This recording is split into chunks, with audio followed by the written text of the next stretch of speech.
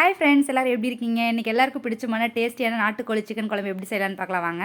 அதுக்கு ஒரு கடாயை வச்சுட்டு 2 டீஸ்பூன் மல்லி, 1 டீஸ்பூன் சோம்பு, 1 டீஸ்பூன் சீரகம், கொஞ்சமாக மிளகு, ஒரு வரமிளகா, கொஞ்சமாக கருவேப்பிலை சேர்த்து எல்லாத்தையும் வறுத்து எடுத்துக்கலாம். வறுத்துட்டு ஒரு பிளேட்டில் கொட்டி ஆற வச்சுருங்க. அதுக்கப்புறமா கொஞ்சமாக அரிசி சேர்த்து அதையும் பொரிய விட்டு நல்லா எடுத்து ஆற வச்சுருங்க. அரிசி சேர்த்தா குழம்பு நம்ம கொஞ்சம் திக்னஸாக கிடைக்கும். அதுக்கப்புறம் ஒரு 100 கிராம் சின்ன வெங்காயத்தை சேர்த்துக்கோங்க. கொஞ்சமாக எண்ணெய் விட்டு வெங்காயம் நல்லா பொன்னிறமாகிற அளவுக்கு வதக்குவாங்க. கூடவே ஒரு துண்டு இஞ்சி சேர்த்து நல்லா வதக்குவாங்க. கொஞ்சமாக கருவேப்பிலையிலையும் சேர்த்து நல்லா வதக்கிடுங்க. வெங்காயம் நல்லா வதங்கினதுக்கப்புறம் அதையே பிளேட்டில் எடுத்து ஆற வச்சுருங்க. அதுக்கப்புறம் நம்ம ஏற்கனவே வறுத்து வச்ச பொருளெல்லாம் சேர்த்து மிக்ஸி ஜாரில் பவுட்ரு பண்ணிவிட்டு அதுக்கப்புறம் இந்த வெங்காயத்தையும் சேர்த்து மசாலா அரைச்சி வச்சுக்கலாம். இப்போ ஒரு பேன் வச்சுட்டு அதில் கொஞ்சமாக எண்ணெய் விட்டு கடுகு, சின்ன வெங்காயம், 2 பட்டை, கொஞ்சமாக கருவேப்பிலை எல்லாத்தையும் சேர்த்து நல்லா வதக்கிட்டு அதுக்கப்புறம் ஒரு மீடியம் சைஸ் தக்காளி கட் பண்ணி சேர்த்து நல்லா வதக்குவாங்க.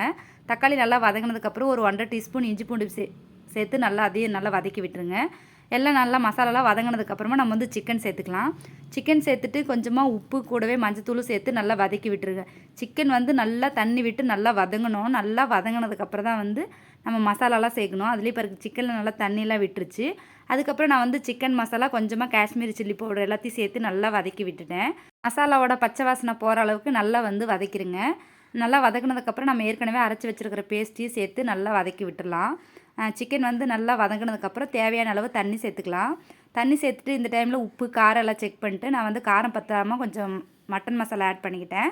குழம்பு நல்லா ஒரு 20 to 25 மினிட்ஸ் நல்லா கொதித்து திக்கானதுக்கப்புறம் சிக்கன்லாம் வெந்துருச்சான்னு செக் பண்ணிவிட்டு ஸ்டவ் ஆஃப் பண்ணிவிட்டு கொஞ்சமாக கொத்தமல்லி தழை தூவி இருக்குங்கன்னா டேஸ்டியான நாட்டுக்கோழி சிக்கன் குழம்பு ரெடி.